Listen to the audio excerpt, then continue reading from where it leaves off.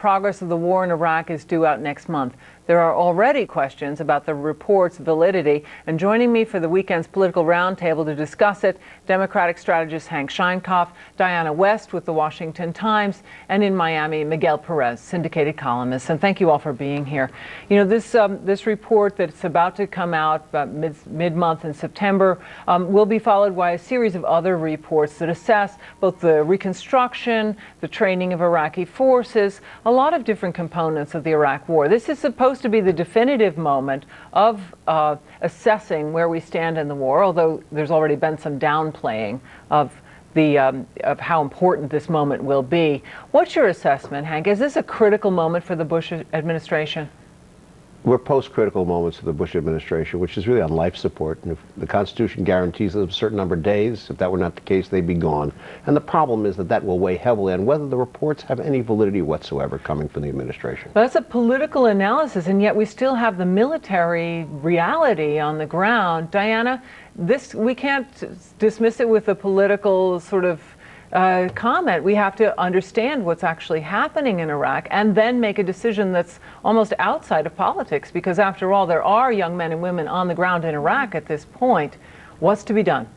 Well, I think we need to remember that there is a law requiring the president to make such a report. I'm not sure it can be dismissed so handily. I don't think it should be. That said, there's plenty to dispute in terms of the strategy, and I'm hoping that we can debate more maturely the actual strategy of what is going on with the surge. So I'm not dismissing the report until I get it, until Americans get it, and I think we need to go from there. Well, Diana, you raise a very interesting point, because there is some question of how Americans will receive this information. Now, General Petraeus and Ambassador Crocker are tasked with presenting the facts to the Bush administration. However, those facts will be formatted by those inside the administration. Miguel, how much of a factual-based testimony do you think the American public is going to get? I agree with Diana. I'm not dismissing the report until we get it. There is some skepticism, of course, because politically the Bush administration wants to tell us that progress is being made. The military, I tend to believe a little more than the Bush administration right now. And the military, our military commanders in Iraq are telling us that even though some of them believe that some progress is being made, military progress is being made, not political progress. And unless the Shias and the Sunnis get together, all this time that we're buying militarily is going to go to waste anyway. The idea is reconciliation, and it's not happening. I'm an expert in propaganda and politics, that I can say, not on military affairs. People who look at these reports will think Vietnam, and they'll wonder where it's all going. The trust the military had has really been dissipated over the last 40 years. So this had better be very good, and it better be provable. And very important. Let's move on to a couple of opinion polls, and let's look at the Bush administration, success or failure. This is a CNN Opinion Research Corporation poll. The Bush presidency has been a success, 40%, or a failure, 57%.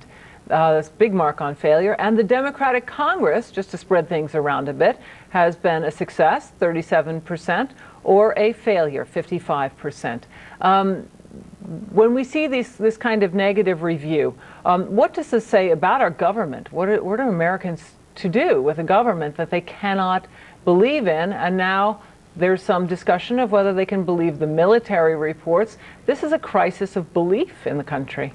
This is a crisis of belief, and in the past what we've seen with crises in belief when it comes to American politics is that voters have opted for more moral or more religious kinds of candidates, or more moral arguments to explain what went wrong. But don't be fooled by the congressional numbers. Ultimately, the Congress may be bad, but individual congressmen are seen as being particularly good in their own districts. Okay, Diana, quickly, a thought on this? Well, I think that the mirror images here are something to take into account, regardless of whether individuals in Congress are doing well. Americans know that we are not prevailing in the way we want to prevail, and I think that is the source of their frustration. Miguel? Well, that's what elections are for. If we're dissatisfied with our elected officials, we wait for the next time. In 2008, we're going to have a great opportunity to change things around. The Democratic Congress has disappointed us because we expected more out of them, and it hasn't happened. Well, we'll wait into the election season, which has already begun in just a moment, but we'll be right back with more with our panel roundtable. Stay with us.